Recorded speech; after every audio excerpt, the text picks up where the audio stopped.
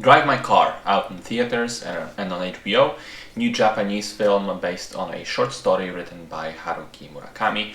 It's been nominated for 4 Oscars: Best Picture, Best International Picture, Best Director, and Best Adapted Screenplay.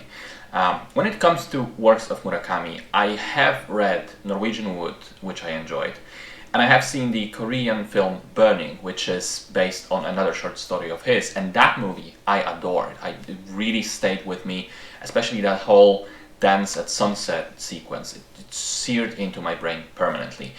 And hearing good buzz about this film, I was pretty excited for it, but I ended up being a little disappointed. But we'll get to that. The story outline goes like this. In the extended, very long prologue, which takes full 40 minutes before the opening credits even roll, we meet the main character, Yusuke. He's this middle-aged theater actor and director who has a pretty unique method where he employs actors from different countries in the same stage play. And he lets each of them speak their lines in their own language, with subtitles showing the translations on a projector screen above the stage. And this method will come into play later. In the prologue, though, we focus mostly on establishing himself as a person, as well as his relationship with his wife, Otto, who is a screenwriter for TV shows. I won't spoil the details of what we learn about them and what's going on between them, because I think it's fun to discover it on your own. The one slight spoiler I will say is that the prologue ends with Otto suddenly dying. The story proper then starts with a 2-year skip, and 2 years later Yusuke is invited to Hiroshima to direct an adaptation of a Chekhov play, with his method again. And there 2 important people enter his life suddenly. One is a young actor who knew his wife when she was still alive and who is now cast in the lead role of the play. And the other is a female driver hired to drive Yusuke in his own car around the city and between the hotel and the theater. And both of those people and their presence will force Yusuke to finally confront his unresolved, bottled up feelings about his wife, about his marriage, to finally try and deal with them, find closure, and eventually start moving on. Okay, so the elephant in the room is the runtime of the film. The short story it's based on runs for about 40 pages of text. The film is full 3 hours, and let me tell you, you feel those 3 hours because it's slow, it's uneventful, it moves at a glacial pace. There are whole stretches of time where seemingly nothing happens to advance the plot, to move the story forward. The feeling of stillness, of being immobile, is further accentuated by very conservative lack of music. A lot of the scenes are completely silent beside the dialogue.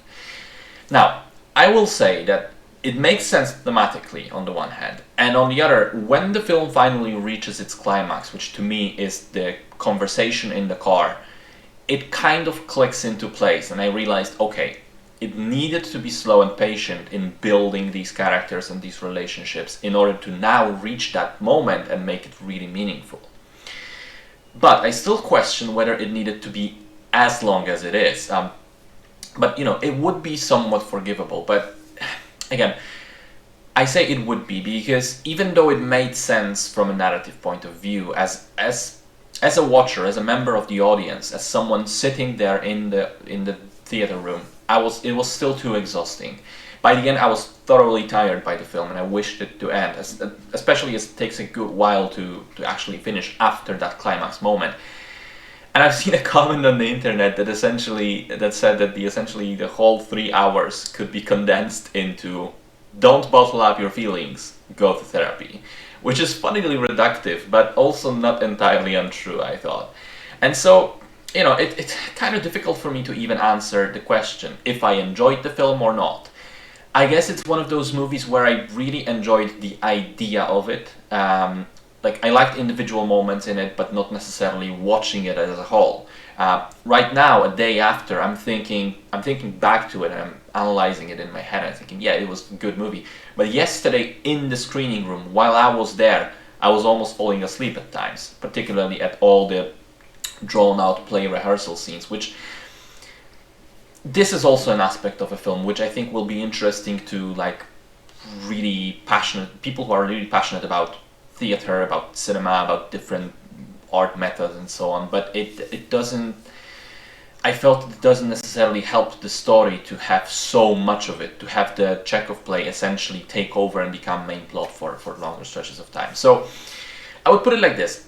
It's an interesting film which does some things right, and if you're a fan of really introspective, quiet, slow-burning cinema, you might give it a go. But be aware that it is incredibly long and incredibly slow, to the point that it makes the film absolutely not for everybody.